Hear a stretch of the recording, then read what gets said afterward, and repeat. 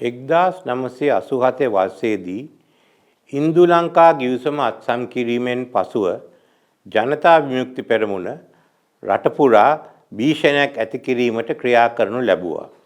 ඒ අවස්ථාවේදී රටේ මර්මස්ථාන ආරක්ෂා කිරීමේ බලය ජේ.ආර්. ජයවර්ධන ජනාධිපතිතුමා විසින් කැබිනට් ඇමතිවරුන්ට පැවරුවා. බියගම ප්‍රදේශයේ තෙල් පිරිපහදුව, ඩීසල් විදුලි බලාගාරය, මහවැලියේ සිට කොළඹට විදුලි බලය ලබා දෙන මධ්‍යස්ථානය වෙළඳ කලාපය ලෙස ආර්ථික වශයෙන් වැදගත් ස්ථාන කීපයක් තිබුණා.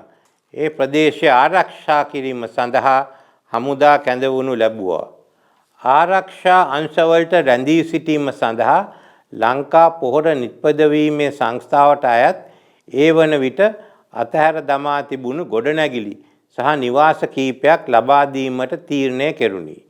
ඒ වන විටත් ලංකා විදුලි බල මණ්ඩලයේ නිලධාරීන් එහි නිවාස කීපයක පදිංචිව සිටියා.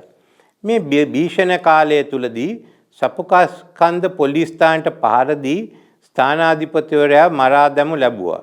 ඒ අවස්ථාවේදී ආරක්ෂක නියෝජ්‍ය ඇමති රංජන් විජේරත්න මහතා මට කතා කර යුද්ධ හමුදා හා පොලිස් නිලධාරීන්ගේ ආරක්ෂාව සඳහා නිවාස සංකීර්ණයේ හිස්ව පැවති නිවාස ඔවුන්ට ලබා දෙන ලෙස ඉල්ලා සිටියා.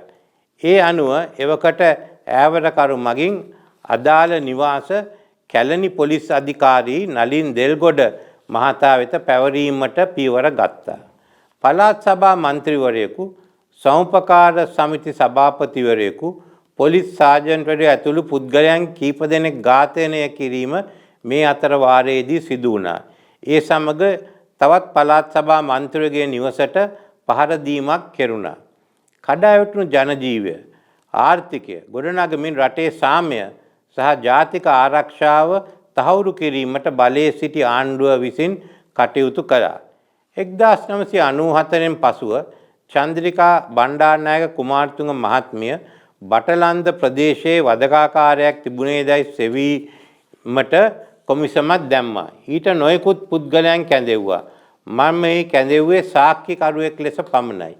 ඒ වන විට මා රටේ විපක්ෂ නායකයා ලෙස කටයුතු කළා. බටලන්ද කොමිසම් පත් කළේ සම්පූර්ණ දේශපාලන මඩගැසීමක් අරමුණු කරගෙනයි. නමුත් ඒ උත්සාහය සාර්ථක වුණේ නැහැ. වාර්තාවේ තීරණවල මා සම්බන්ධයෙන් සඳහන් කර තිබෙන්නේ ඇමති හැටියට පොලිස් අධිකාරිවරයා මගින් පොලිස් නිලධාරීන්ට නිවාස දීම නිවැරදි නොවන බවයි. එහි නියම ක්‍රමවේදය විය යුත්තේ පොලිස්පතිවරයාට නිවාස බාර දී ඒ හරහා අදාළ නිලධාරීන්ට පැවරීමයි. මේ ක්‍රියාකාරීකම නිසා මමත් නලින් දෙල්ගොඩ මහතාත් වක්‍රකාරයෙන් වගකිය යුතු බව කොමිෂන් වාර්තාවේ සඳහන් වෙනවා. කොමිෂන් සභාවේ වාර්තාවේ සඳහන් වෙන වෙනත් කිසිදු කරුණක් මට අදාළ වන්නේ නැහැ. ජනතා විමුක්ති පෙරමුණ 1988 90 කාලයේ කළ ත්‍රස්තවාදී ක්‍රියා රාශියක් ගැන කොමිෂන් වාර්තාවේ තීරණ සමාපatti නිරීක්ෂණ වලට දැක්වෙනවා. එහි පසුබිමත් කියවෙනවා. ජනතා විමුක්ති පෙරමුණ කළ දරුණු ත්‍රස්ත ක්‍රියා ගැන කොමිෂන් වාර්තාවේ 3 වැනි පරිච්ඡේදයේ දීර්ඝ වශයෙන් කරුණු සඳහන් වෙනවා. මුළු ඉතිහාසයම එහි ඇතුළත් කර තිබෙනවා.